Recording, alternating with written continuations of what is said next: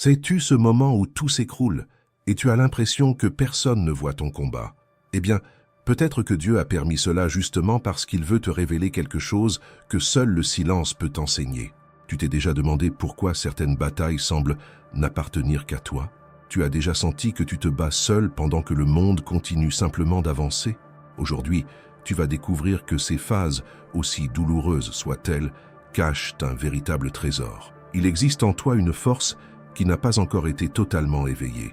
Et cette douleur, ce vide, cette solitude peuvent être exactement le chemin vers ta libération. Reste avec moi jusqu'à la fin, car ce que tu vas entendre aujourd'hui a le pouvoir de transformer entièrement la façon dont tu te vois et ce que tu crois être possible. Il existe un instant où la vie nous retourne complètement. Et souvent, cela arrive sans avertissement, sans raison apparente et sans personne à nos côtés. On a l'impression que tout se défait. Les messages cessent d'être répondus. Les promesses se dissolvent comme de la fumée dans l'air. Et des personnes qui semblaient si sûres dans notre cheminement changent soudainement de direction. Et là, dans cet espace froid et silencieux, une seule question résonne dans la poitrine. Pourquoi moi? Pourquoi est-ce que je dois traverser cela? Seul. Peut-être que tu as déjà senti cela. Ce vide où tu regardes autour de toi à la recherche d'un soutien et tu ne trouves qu'un écho. Mais ce que peu de gens savent, c'est que c'est précisément dans ce silence, là où personne n'applaudit, là où il n'y a pas de public, pas de like, pas de main qui te félicite, qu'une force invisible commence à se former. Carl Jung disait que la véritable force ne naît pas sous les projecteurs. Elle se révèle dans ces nuits où tu ne sais plus en quoi croire, mais où malgré tout, tu te relèves. Elle se forge dans les larmes que personne n'a vues, dans les décisions que tu as prises sans soutien, dans les chutes dont personne ne t'a aidé à te relever. C'est ce chemin que nous allons parcourir ensemble aujourd'hui.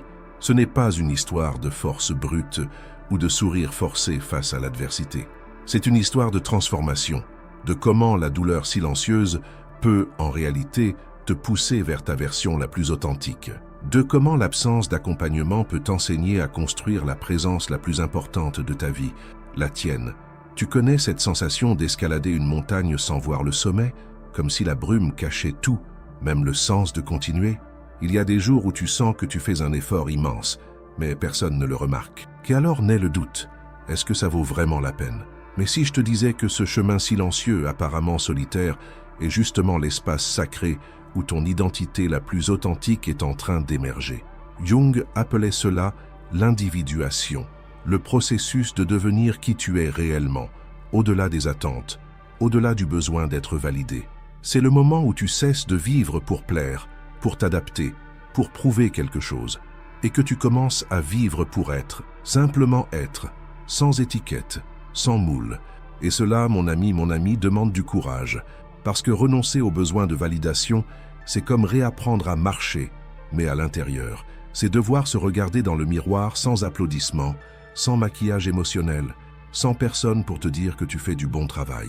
C'est découvrir petit à petit que le plus grand privilège n'est pas d'être aimé, c'est de s'aimer, même quand personne d'autre ne semble voir ta valeur. Il y a des gens qui vont t'abandonner. Oui, des gens vont douter de toi, mépriser tes rêves, rire de tes idées, croire que tu exagères, et malgré tout, tu devras continuer. Non pas parce que tu dois prouver quelque chose à qui que ce soit, mais parce que tu te dois quelque chose.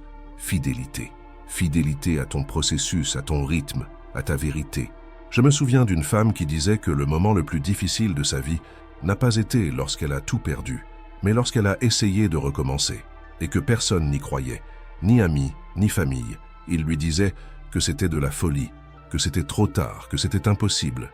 Mais elle a cru, seule. Chaque jour, elle se répétait « Je suis ma propre audience, ma propre équipe de soutien ».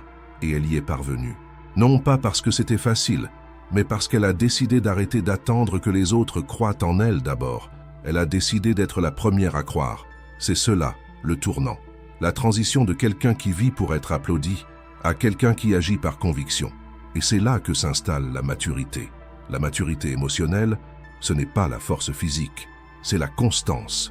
C'est continuer même quand personne ne regarde. C'est faire ce qui est juste parce que c'est juste, pas parce que quelqu'un va l'apprécier. Combien de fois t'es-tu arrêté simplement parce que personne ne t'a encouragé? Combien de fois as-tu abandonné quelque chose parce que tu avais l'impression d'être seul? Cette dépendance émotionnelle, cet attachement à l'approbation est comme une encre invisible qui nous retient dans une version plus petite de nous-mêmes. Et le premier pas pour couper cette chaîne est simple mais puissant. Observer. Demande-toi, ai-je besoin d'être vu pour avancer? Si la réponse est oui, ne te juge pas. Reconnais-le seulement, parce que le véritable pouvoir commence par la conscience. Quand tu apprends à marcher seul, le monde entier change de couleur. Tu commences à percevoir que tu n'as plus besoin de te modeler selon les attentes des autres. Tu découvres qu'il y a de la force dans le silence et que la solitude n'est pas une absence, c'est une présence. La présence de toi-même. Une présence que personne ne peut enlever, qui ne dépend pas des likes, des regards ou des validations. C'est ta racine. Et quand cette racine s'ancre, rien ne te renverse. Mais attention, il existe un ennemi subtil sur ce chemin, l'ego. Il adore se déguiser en vérité, mais en réalité, il ne protège qu'une image. Combien de fois t'es-tu disputé non pour une cause juste, mais parce que quelqu'un avait touché une blessure en toi? Combien de fois as-tu voulu avoir raison seulement pour maintenir l'image de quelqu'un de fort, d'intelligent, de correct? L'ego ne veut pas la vérité, il veut gagner. Et quand nous lui laissons le volant, nous perdons la direction. Nous réagissons par impulsion et non par conscience. Imagine que la prochaine fois que quelqu'un te confronte, au lieu de réagir, tu inspires profondément et tu te demandes « Suis-je en train de protéger la vérité ou mon image ?» Cette petite pause peut tout changer. C'est le début de la liberté intérieure. Parce que la vraie liberté, ce n'est pas dire tout ce qu'on pense, c'est ne plus être esclave de ce qu'on ressent. C'est avoir des émotions, mais ne plus être dominé par elles. Cela me rappelle l'histoire d'une femme qui, chaque fois qu'elle recevait une critique, avait l'impression de disparaître. Non pas parce que la critique était cruelle, mais parce qu'elle portait en elle un souvenir d'enfance où chaque erreur était punie par du rejet. Et cette douleur résonnait jusqu'à l'âge adulte. Quand elle a compris cela, tout a changé. Non pas parce que la douleur a disparu, mais parce qu'elle a cessé de se battre contre elle. Elle a commencé à l'écouter. La douleur n'a pas besoin d'être ton ennemi. Elle peut devenir ton enseignante. Et c'est dans cette écoute silencieuse, dans cette plongée intérieure, que nous commençons à transformer l'ombre en lumière. Quand tu accueilles ce que tu rejetais en toi, quand tu donnes un nom à tes peurs, à tes insécurités, à ta jalousie, à ton envie, tout commence à se réorganiser. L'ombre ne disparaît pas, elle s'intègre. Et grâce à cela, tu cesses d'être fragmenté pour devenir entier.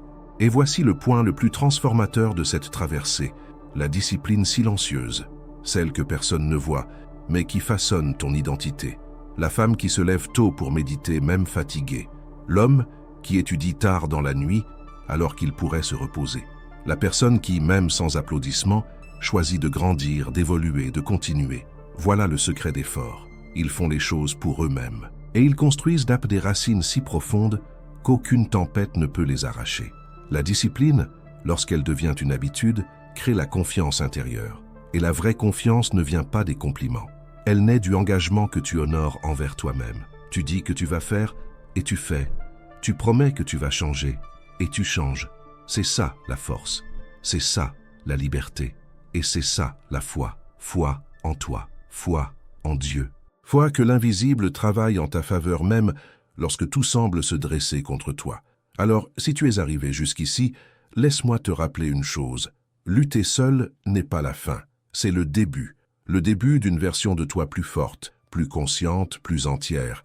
Tu n'es pas seul, parce que même lorsque personne n'est à tes côtés, il y a un Dieu qui te voit, qui te porte et qui te prépare pour quelque chose de bien plus grand. Et puis, lorsque tu comprends que personne ne viendra te sauver, quelque chose en toi commence à se réorganiser. L'attente que quelqu'un te prenne par la main pour dire « tout ira bien » cesse d'être nécessaire, car tu commences à occuper ce rôle toi-même. Tu apprends à te consoler, à t'écouter, à te relever. Et cela n'a rien d'une faiblesse, c'est au contraire l'une des formes les plus pures et puissantes de maturité émotionnelle. C'est toi apprenant, parfois à force de douleur, à devenir ta propre base, à être la voix qui t'apaise dans la tempête, l'épaule qui t'accueille dans la détresse, la main qui te soutient lorsque tout en toi semble vouloir abandonner. Mais il y a quelque chose d'important à dire ici. Ne confonds pas solitude et vide. Il existe une différence profonde entre être seul et être vide. Le vide est absence de sens. La solitude, lorsqu'elle est bien vécue, est présence de profondeur. Quand tu commences à faire taire les bruits extérieurs et à prêter attention à toi-même, tu découvres qu'il existe en toi un univers qui dormait. Il y a des idées, des dons, des sagesses qui avaient été enterrées sous le besoin de plaire, de prouver, d'appartenir. Et lorsque ces voix extérieures se taisent, ta véritable voix commence à émerger. C'est comme revenir chez toi après des années passées loin. Au début, c'est étrange. Il y a de la poussière, il y a du désordre, il y a des pièces dont tu ne te souvenais même plus. Mais avec le temps, tu commences à ranger, à nettoyer, à mettre des fleurs dans les coins, à ouvrir les fenêtres. Et un jour, tu te sens en paix à l'intérieur. Cette maison, c'est toi. Et la clé pour y entrer de nouveau n'est dans les mains de personne. Elle a toujours été dans les tiennes.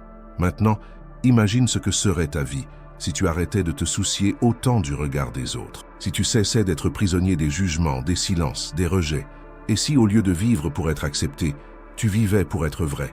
Voilà la liberté. Et cette liberté ne crie pas. Elle n'a pas besoin de scène. Elle est silencieuse, profonde, stable, comme une racine ancrée dans une terre humide, invisible, mais c'est elle qui soutient tout. Peut-être que tu traverses un moment où tout semble s'écrouler, où le sol tremble, où les certitudes s'effondrent, où les gens s'éloignent. Si c'est ton cas, respire profondément, parce que ce qui t'arrive n'est peut-être pas une fin, mais une renaissance déguisée. Parfois, Dieu permet que tout se brise, non pas pour te punir, mais pour te reconstruire comme il faut, pas comme le monde l'attendait, mais comme lui l'a rêvé pour toi. Et c'est dans ce processus que la douleur devient direction. Ce qui te blessait hier t'enseigne aujourd'hui. Ce qui te faisait tomber te renforce maintenant. Parce que tu as commencé à comprendre que tu n'as pas besoin de gagner toutes les batailles. Tu as seulement besoin de continuer, avec calme, avec foi, avec intégrité, un pas après l'autre. Souvent, tu n'as pas besoin de plus de force. Tu as besoin de plus de clarté. Tu as besoin de voir que cette blessure, cet abandon, ce rejet peuvent te révéler où il reste encore un manque, une peur, une partie de toi qui demande attention.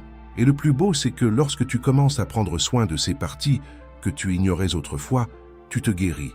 Non parce que le monde a changé, mais parce que tu as changé la manière dont tu te vois.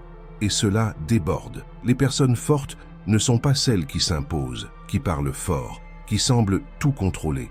Les personnes fortes sont celles qui, même blessées, choisissent d'agir avec amour. Celles qui, même fatiguées, avancent avec un but. Celles qui, même sans soutien, continuent de marcher parce qu'elles savent qu'elles ont un appel plus grand, une mission, une connexion sacrée qui ne se mesure pas avec les yeux du monde. Voilà la vraie maîtrise intérieure. Non pas contrôler tout ce qui se passe dehors, mais apprendre à se conduire à l'intérieur. Et c'est une traversée que personne ne peut faire à ta place.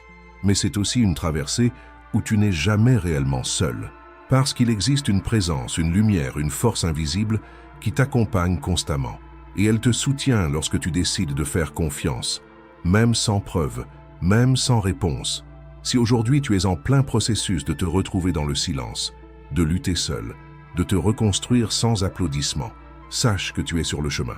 Pas le plus facile, mais le plus vrai, le plus transformateur. Et tout ce qui ressemble à de la douleur maintenant deviendra un jour clarté.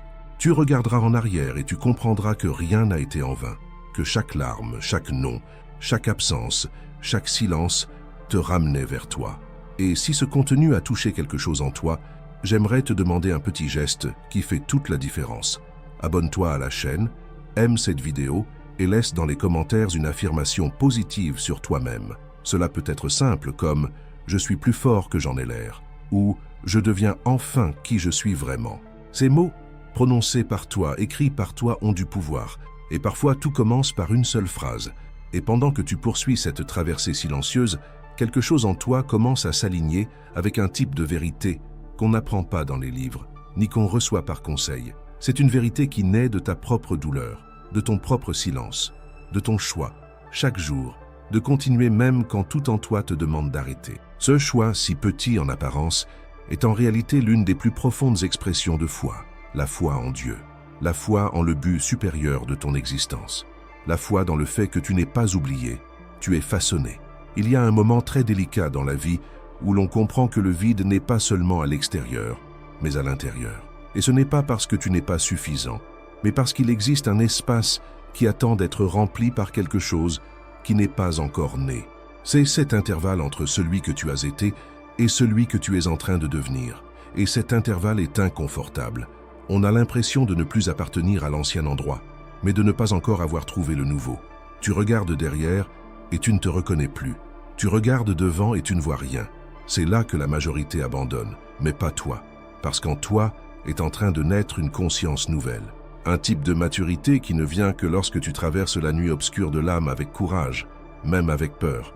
La solitude que tu ressens aujourd'hui n'est pas une punition, c'est une préparation.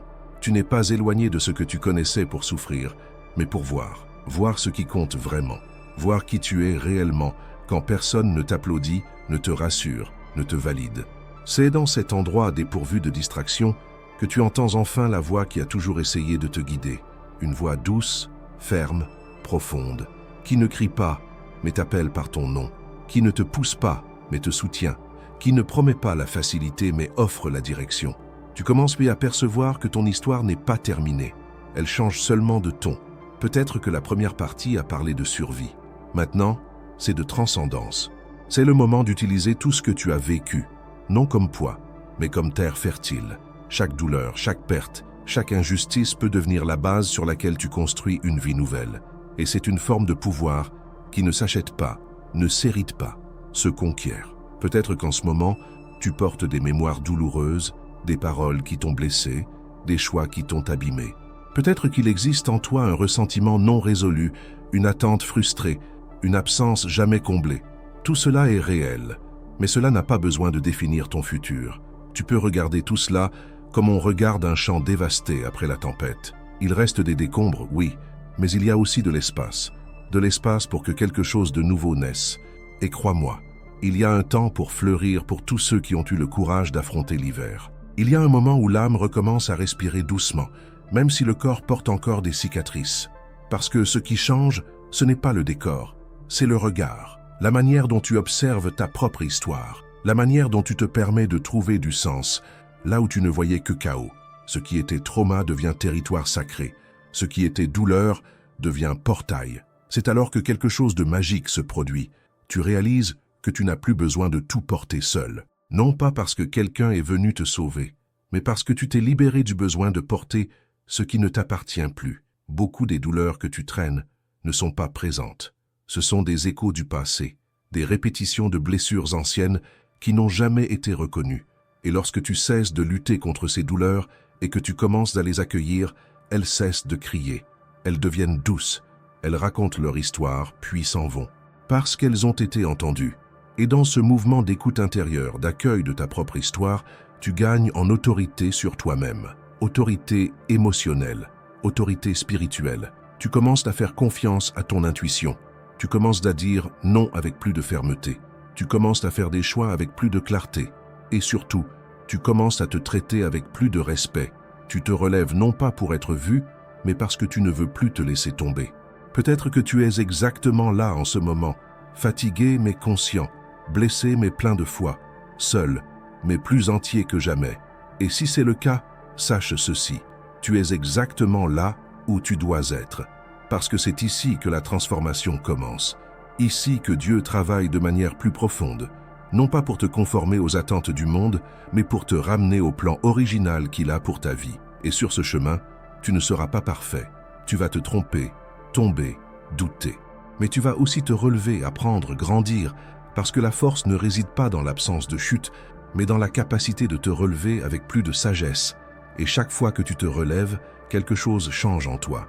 La peur diminue, la confiance augmente, la foi se renforce, et ta lumière commence à briller, même si tu es le seul à la voir au début. Parce que tout ce qui est réel naît dans l'ombre, dans le silence, dans l'invisible. Et cet invisible soutient le visible. Ce sont tes choix secrets qui sculptent ton destin. Ce que tu fais quand personne ne regarde. Les prières chuchotées dans la nuit, les larmes silencieuses dans l'oreiller, les promesses que tu te fais et que tu décides d'honorer. C'est sacré, c'est la construction d'une identité, c'est une renaissance. Peu à peu, sans même t'en rendre compte, tu cesses d'être quelqu'un qui seulement survit et tu deviens quelqu'un qui inspire. Non pas parce que tout s'est arrangé, mais parce que même quand tout s'est écroulé, tu as continué. Et cela est bien plus rare qu'on ne l'imagine. Continuer quand personne n'y croit, continuer sans aucune garantie, Continuer quand tout ce que tu as est une simple étincelle de foi qui murmure « ça va marcher ». Cette étincelle suffit, parce qu'une foi de la taille d'un grain de moutarde déplace les montagnes. Et tu portes déjà en toi tout ce qu'il faut pour traverser cette phase. Dieu ne t'a pas abandonné, il te conduit. Parfois de manière silencieuse, mais toujours présent. Et lorsque tu commences vraiment à sentir cela dans ton cœur, pas seulement à comprendre avec ton esprit, mais à ressentir profondément, tout autour de toi commence à changer, même si rien extérieurement n'a encore changé. Le monde reste le même, les circonstances peuvent demeurer difficiles, mais en toi, il y a quelque chose de différent. Une forme de calme qui ne dépend plus des réponses. Une certitude qui ne vient plus des garanties, mais d'une connexion réelle avec celui que tu es en train de devenir. C'est comme si, enfin, tu posais les pieds sur le sol de toi-même, comme si tu revenais habiter ton propre corps avec dignité, avec présence, avec respect. Tu arrêtes de courir, tu arrêtes de mendier des miettes émotionnelles, tu arrêtes de poursuivre l'idée que tu dois être plus, avoir plus, prouver plus.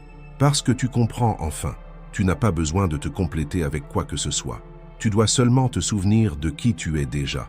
Et dans cet espace où le manque laisse place à la présence, où la pression devient soin, tu commences à fleurir, loin des regards, dans le silence, dans l'intime. Je me souviens de l'histoire d'un homme qui avait passé une grande partie de sa vie à essayer d'impressionner. Il avait du succès, était admiré, complimenté, mais il vivait épuisé. Parce que tout ce qu'il faisait servait à maintenir une image. Jusqu'au jour où il traversa un effondrement émotionnel. Il perdit son travail, son mariage et finalement faillit se perdre lui-même. Pendant les mois qui suivirent, il n'eut personne à ses côtés. Et c'est là, seul, sans titre, sans projecteur, qu'il fit la rencontre la plus profonde de sa vie, la rencontre avec son propre vide. Pas un vide désespéré, mais ce vide créatif, fertile, celui qui n'apparaît que lorsque tout ce qui était superficiel est retiré. Et c'est dans ce vide qu'il découvrit quelque chose d'extraordinaire. La paix ne se trouvait pas dans ce qu'il accomplissait, mais dans la manière dont il se sentait avec lui-même. Pour la première fois, il n'avait plus besoin de se prouver, juste d'être. Et dans cet être, il retrouva Dieu. Pas un Dieu lointain, punitif, exigeant perfection, mais un Dieu qui murmure « Je suis là même quand personne d'autre ne l'est, même quand tu ne sais plus qui tu es, même quand tout s'écroule. Moi, je demeure. » C'est cette présence qui te soutient lorsque les appuis tombent, qui te renforce lorsque la peur serre ton cœur, qui t'offre une direction même au milieu de la confusion. Dieu n'a pas besoin de crier, il a seulement besoin que tu te silences assez pour l'entendre. Et c'est pour cela que parfois il permet le silence autour de toi, pour que tu réapprennes enfin à écouter dedans.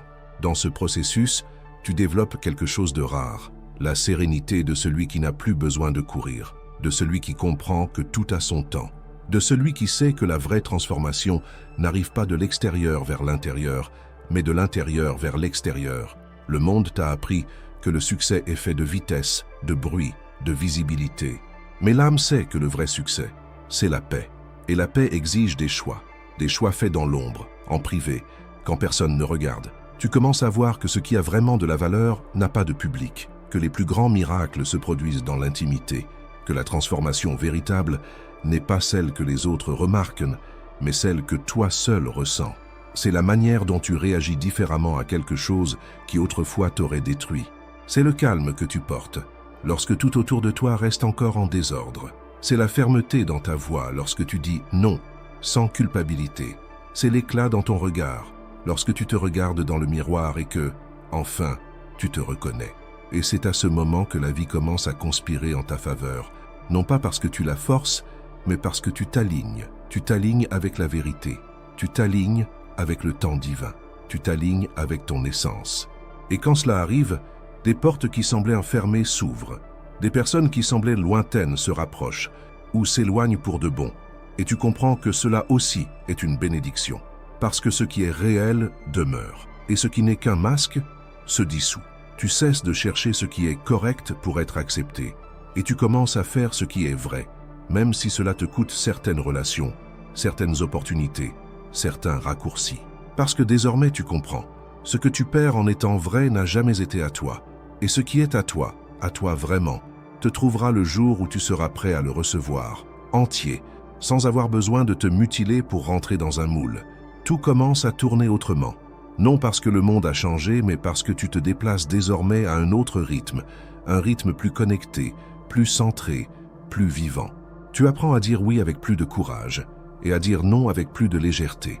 Tu apprends à rester avec ta douleur sans paniquer, à écouter le silence sans t'effondrer, à te reposer sans culpabilité.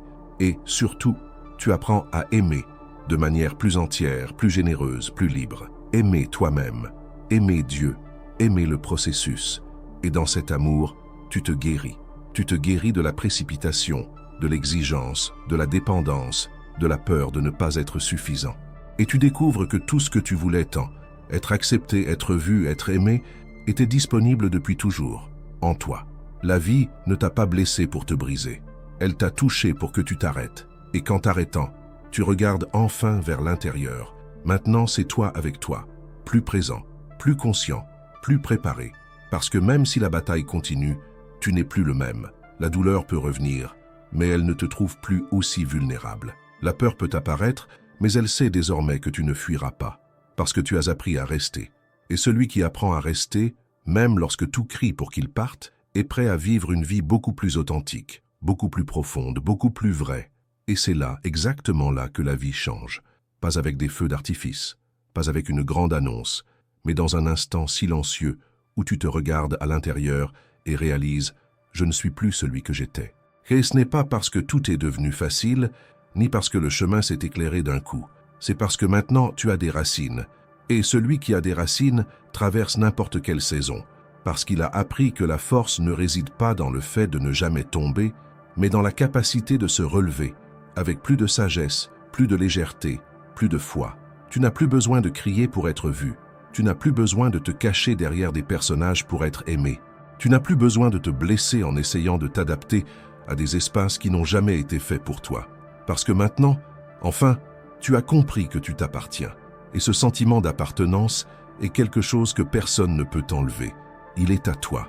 Et il a été conquis avec courage, avec larmes, avec des nuits longues et solitaires. Mais il a été conquis. La douleur t'a appris à écouter. L'écoute t'a appris à accueillir. L'accueil t'a conduit à la guérison. Et la guérison t'a reconnecté à ton essence. Désormais, chacun de tes pas porte un sens. Chaque choix est conscient. Chaque silence a de la valeur. Et même s'il reste des jours difficiles, et il y en aura, tu sais que tu peux traverser. Parce que maintenant, tu ne marches plus pour survivre. Tu marches avec intention. La solitude ne t'effraie plus. Elle t'enveloppe. Le silence ne te blesse plus. Il te guide. L'attente ne t'épuise plus. Elle te renforce. Parce que tu n'es plus à cette étape de la vie où tout doit arriver tout de suite. Tu as compris que ce qui est vrai se construit au bon moment, de la bonne manière, avec les bonnes personnes. Et si ça tarde, c'est que cela est encore en préparation, ou que toi-même tu es encore en train de te préparer. Et c'est très bien ainsi. Tu fais confiance, tu lâches prise, tu permets. Et c'est dans ce flux que la vie commence à répondre, avec des rencontres inattendues, avec des portes qui s'ouvrent naturellement, avec des réponses qui arrivent doucement, mais avec précision, et avec une nouvelle sensation de plénitude qui ne dépend plus de personne, seulement du fait d'être entier en toi. Tu as traversé beaucoup de choses. Tu as dû abandonner des illusions, laisser partir des personnes, libérer d'anciennes versions de toi-même, mais regarde où tu es arrivé. Regarde qui tu es en train de devenir, plus fort, plus présent, plus sensible à ce qui compte vraiment. Ce qui semblait être une fin n'était en réalité qu'un commencement de l'intérieur vers l'extérieur, un éveil spirituel, une reconnexion avec ce que, au fond, tu as toujours su, que Dieu ne t'a jamais quitté, que tout cela avait un but plus grand, que toute cette douleur avait une raison. Et maintenant, tu es prêt à vivre quelque chose de nouveau, pas un nouveau superficiel, mais un nouveau qui naît de l'intérieur, un nouveau qui a des racines, un nouveau qui t'appartient. Si tu es arrivé jusqu'ici, sache, ce n'est pas par hasard. Quelque chose en toi savait que tu devais entendre cela, savait qu'il était temps de changer la façon dont tu te relates à ton histoire, savait qu'il était temps de te regarder avec plus de compassion et moins de jugement, savait qu'il était temps d'arrêter de fuir ta douleur et de commencer à transformer ce qui fait mal en force, en lumière, en vérité. Tu t'es battu pour arriver jusqu'ici. Alors maintenant, permets-toi de te reposer dans cette certitude. Le pire est déjà derrière toi. Ce qui vient ne sera pas sans défi, mais sera guidé par une nouvelle version de toi, plus mature, plus consciente et bien plus connecté à ton essence. Parce que maintenant, enfin, tu as appris à faire confiance au processus, à faire confiance à Dieu, et surtout, à te faire confiance. Le monde extérieur peut rester exigeant, bruyant, chaotique. Mais en toi, il y a la paix. Et cette paix sera ton phare dans les nuits sombres, ton refuge dans les tempêtes, ton rappel quotidien que tu es exactement là où tu dois être et que tout est en train de s'aligner, même quand tu ne le vois pas, même quand tu ne comprends pas, même quand ça fait encore mal. Parce que lorsque la foi guide les pas, le destin se révèle toujours au moment juste. La traversée a été longue, mais maintenant, un nouveau chemin commence, un chemin plus vrai, un chemin plus tien. Et tu es prêt, tu es fort, tu es capable, tu es lumière. Merci d'avoir marché avec moi jusqu'ici. Que ce message résonne en toi chaque fois que le silence criera, chaque fois que la solitude pèsera, chaque fois que le doute reviendra.